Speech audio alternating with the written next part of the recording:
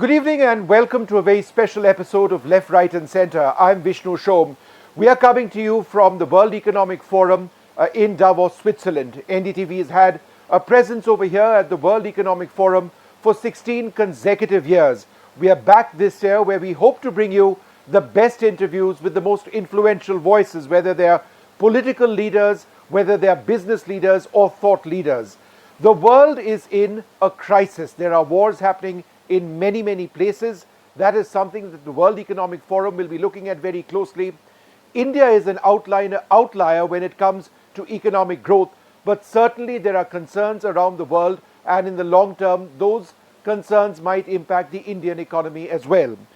But right up off the top, to give you an idea of what some of the key concerns and some of the key issues at the World Economic Forum this year are, I should tell you that the WEF is the foremost private forum on key international issues, and I will explain to you why it is so and how it is attended regularly, and certainly this year, by leaders from around the world. Among those attending this time, the French President and the US Secretary of State, and they are over here because of the situation in West Asia. They will certainly be looking at the situation in Ukraine as well. A key focal area will be diplomatic talks which are taking place in the Middle East, in Ukraine.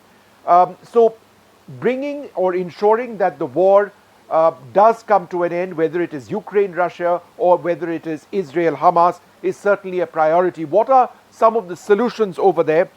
Well, let's take a look at who is going to be attending. The US National Security Advisor Jake Sullivan is going to be there. There are going to be representatives from Qatar as well and the United Arab Emirates. Remember, Qatar has been an important player as far as peace negotiations between Hamas and Israel is concerned. They had a key role, for example, to play in facilitating the release of hostages. The Israeli President Isaac Herzog is likely to attend as well. So again, that initiative to push, hopefully, for a peace. Now, 40 foreign ministers are scheduled to attend the World Economic Forum this year. The Ukrainian President Vladimir Zelensky is likely to be over here. However, Russia's presence is low this time. In fact, it would be fairly minuscule. China is being represented by their Premier Li Qiang. And a key challenge, as I mentioned when I started this program, is that all of what is happening now in terms of the geostrategic environment is taking place when there are profound economic uncertainties, central bank policies, increasing debt that is also going to dominate the agenda. And of course, India is an outlier. But let's talk a little bit about India. How is India looking at the World Economic Forum this year? Well, I can tell you, and I was out on the promenade a short while back, it is almost a mini India. And this is what I've seen, and this is my 5th consecutive visit to the World Economic Forum. It is a mini India out there. There is a real pitch being made by the center, and there's a real pitch being made as well by state governments to try and ensure that they attract interest. 3 union ministers, Hardeep Puri, Ashwini Vaishnav, Smriti Irani, they are over here. The leaders of the biggest Indian industries, the biggest business houses, they're all over here. Telangana, Tamil Nadu and Maharashtra have pavilions. They're looking to bring in investment from outside, and also a major presence of Invest India and the Confederation of Indian Industry, which is binding together all of the economic aspects of what I spoke about. But let's focus on this program on what the macro scenario is, and we've got a wonderful panel joining us. And the question that we're looking at is, can the World Economic Forum be that forum where there can actually be a breakthrough in terms of finding a lasting peace in the scenarios that we see around the world? Dr. Walter Ludwig, Department of War Studies at King's College London, joins us. Dr. Hassan Al-Hassan, Senior Fellow for Middle East Policy at the International Institute of Strategic Studies with us. Glenn Carl, a former Deputy National Intelligence Officer for Transnational Threats, he joins us from the United States. Our former Foreign Secretary, Kawal Sibal, with us as well. In fact, Ambassador Sibal, let me come to you first. In your experience in having dealt with foreign policy for so many decades, do you believe that we are any closer to seeing a resolution to the crisis in West Asia? Not at all. Not at all. You see, United States has to change its entire approach to this conflict if there is any chance of this conflict ending. But Israel is rejecting United States pressure. After all, look at the number of visits that Blinken has made. Look at what the US president himself has said right from the start, that don't get into a rage because it will not be in your larger strategic interest. But Netanyahu is absolutely determined to pursue his long-standing policy of preventing the emergence of a two-state solution. Even when today, United States and others, at least pro forma, are talking about a two-state solution. So I don't see any forward movement on this. In fact, the concern is that the war may extend to the region as a whole, even though Iran and other countries don't want it because they know the dangers to them if they got embroiled directly into this conflict. But then you find the Houthis now, whether with support of Iranians or acting independently, are now disturbing uh, the the Red Sea commercial traffic, which is vital for the global economy, which is very important for India. And United States and Britain have now attacked the Houthi targets in Yemen. This could be the starting point of a Yes. situation getting escalated and going out of hand. But who are the players who can Yep. stop this? The principal players are not talking to each other. The United Nations is helpless. The UN Secretary General has been appealing frantically for a ceasefire and has been Yep. propagating to the world the dire situation in which the Palestinians are, but nobody is listening to him.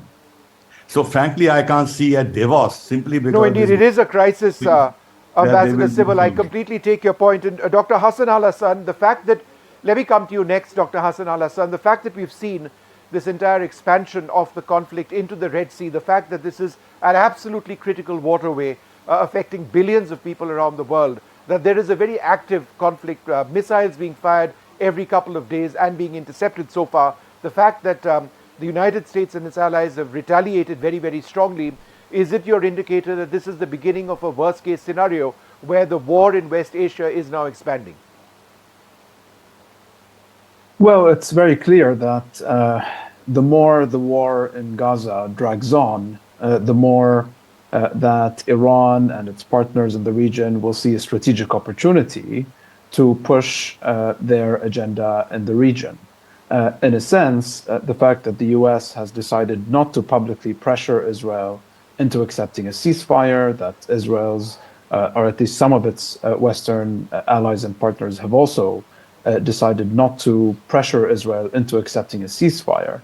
This obviously creates a tremendous political and ideological opportunity for Iran and its partners in the region, most significantly the Houthis in this case, to continue escalating under the pretext of supporting the Palestinians. And they will continue to invest and capitalize on this opportunities for as long as for as long as Israel, in fact, continues this military campaign in Gaza. Now, the escalation in the Red Sea obviously poses strategic risks. It means that it raises the temperature in the region. It poses a threat to maritime traffic. So far, the economic consequences of the disruption in maritime traffic in the Red Sea have been fairly limited. We haven't seen oil prices react significantly.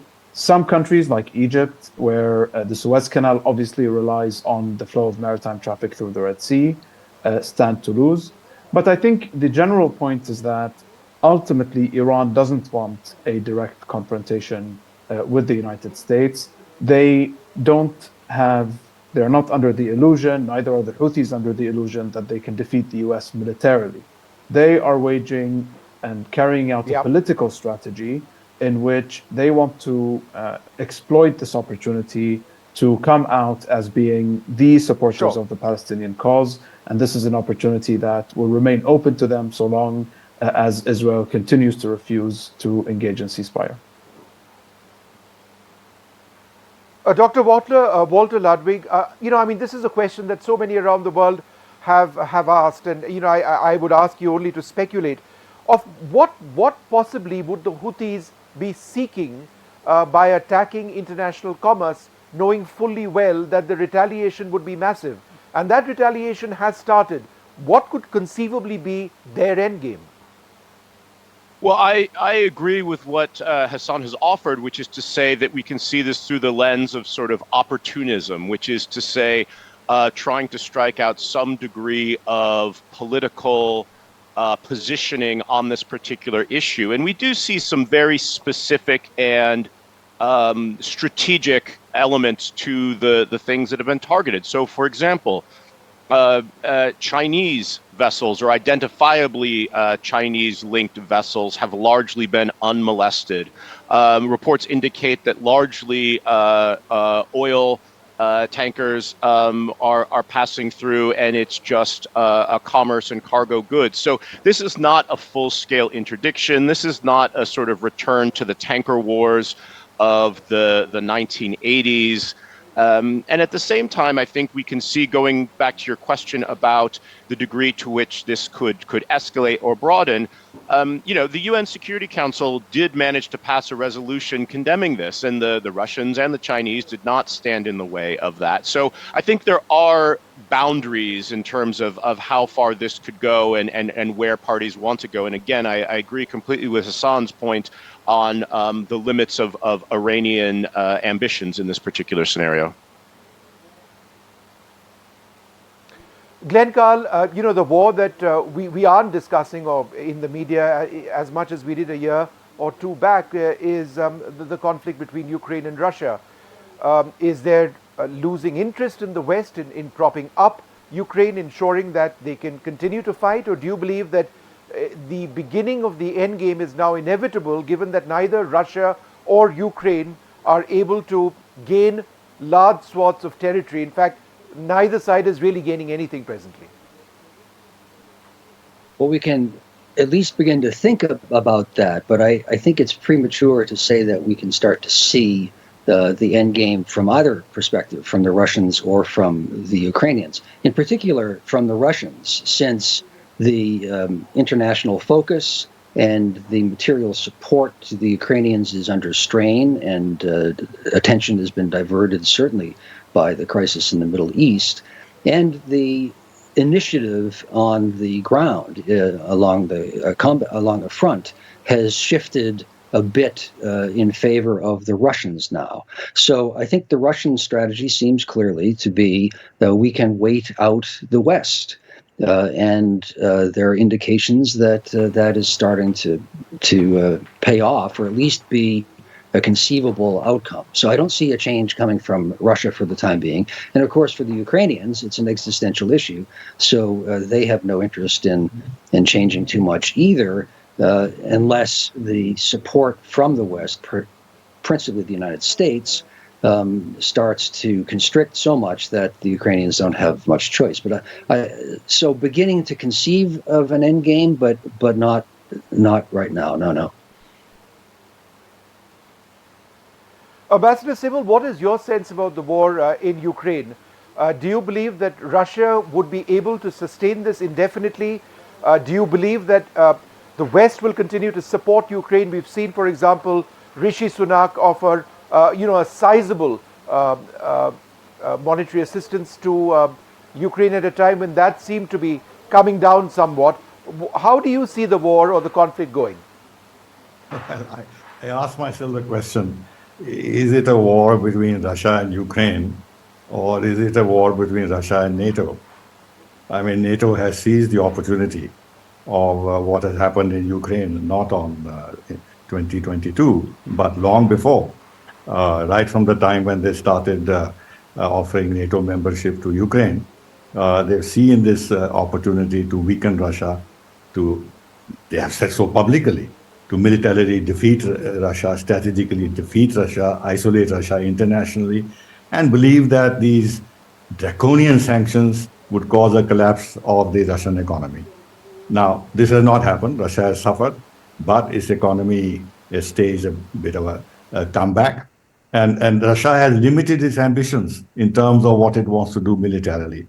It wants to actually keep control of the Donbass and not at the moment extend further geographically, because they know they don't have either the manpower or the capacity to invade such a large country like Ukraine and control it, especially the western part of Ukraine, which has never been traditionally part of the Soviet Union, was artificially brought into, but was made part of the Soviet Union by Stalin. They know that there's going to be terrible, terrible nationalist Right. resistance. And therefore, at this moment, in terms of a war of attrition, time is on their side, because they have actually industrial capacity, manufacturing capacity. They are innovating, they're changing their military tactics, they are adapting themselves, they're performing much better on the ground. Whereas all the problems now we see are on the Ukrainian side. There's uncertainty because Western support is flagging. The US spokesperson has said repeatedly that it's not as if we can keep giving you money. But at the same time, and I'll end with that, Right. the West, NATO cannot defeat Russia, but the US also cannot afford to see Ukraine defeated. So they are caught in a terrible jam, largely of their own making, if you allow me to say so. And I don't see an easy way out. This is going to continue. All right. Well, I'd like to thank you all very much for joining me for this part of the discussion. It is going to be a real focus, whether it's the Russia-Ukraine conflict or it is the Israel-Gaza conflict over here at the World Economic Forum.